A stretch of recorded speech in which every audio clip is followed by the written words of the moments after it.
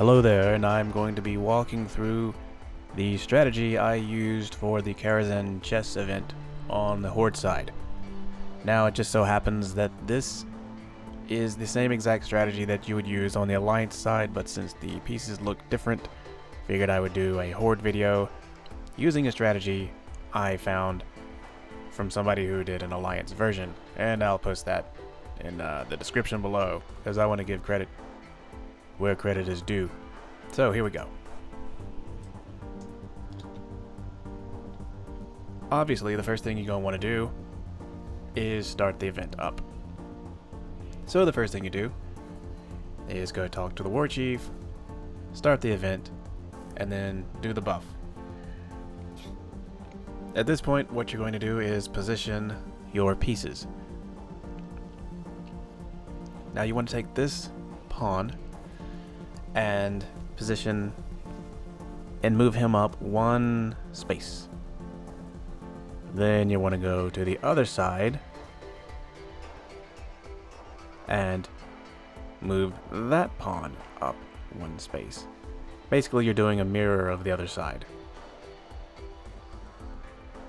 Now, I don't know the reasoning behind moving these guys up one space, but it works for me, so I use it. So now you're going to want to move the rook piece, or the daemon, up to where the pawn was. And then wait for the debuff to wear off, and talk to this daemon, move him to where that pawn was. And now at this point, you're going to focus on the two pawns in front of the king and the queen, or the war chief and the warlock.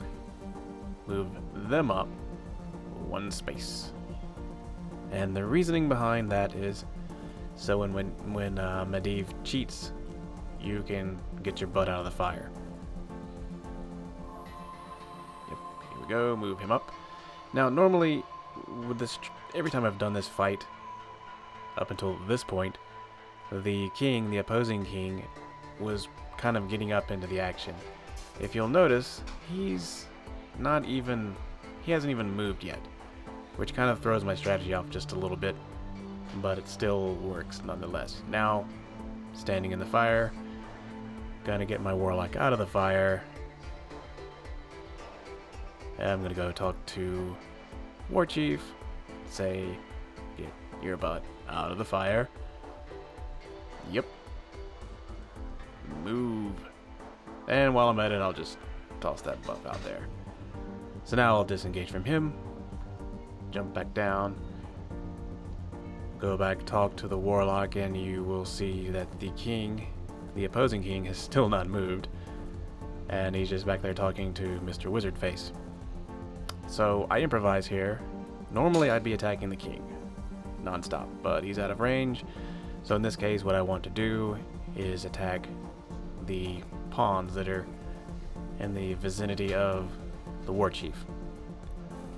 So I take that one out, and then I start smacking on that guy, doing that thing. But now you'll see that the king, the opposing king, has decided he's going to get into the action. He's going to move up. That little pawn guy moves up, starts smacking on the war chief. At some point I actually do retarget him to just keep him from, doing too much damage to the war chief. But as you can see now, I'm actually focusing all my fire on the king. And the one thing that I should have done right from the get-go was to use the, I think it's some kind of poison cloud. The little greenish blue cloud thing. I think it does like 3,000 damage every 5 seconds or something. I didn't actually use that for probably a good minute of this fight. It didn't really matter in the end, but just for advice, you definitely want to use that. Speeds things up. Okay. Now I think I'm about to target the pawn in front of the war chief, and I do, and now he's out. Then I click back onto the king, and now I'm using the green poison cloud And at this point, he has actually moved up, and he's in range of myself and the war chief. And we proceed to put the smack down on him. And at this point, it's just a race to see who runs out of health first. And since it's 2-on-1, well, he's going to run out of health first. This fight is sort of a bottleneck if you don't know how to solo it, and I tried for so long with so many strategies to try to solo this just to get to the last guy, and I had a whole new incentive to try to get to the last guy because he drops a pet now, one of those abyssal fire guys. This is the only fight that's in the way of that fight, so getting past this was kind of imperative to be able to get to the last guy, to be able to collect that pet. And as you can see, the king goes down, the match is over, and now you can just waltz your way up to the top and take out Prince Malkazar, or whatever his name is, and hopefully get your pet. It just so happens that after this fight, I did get my pet, so all I have to say is good luck, have fun, and if it doesn't work the first time, try it again and again.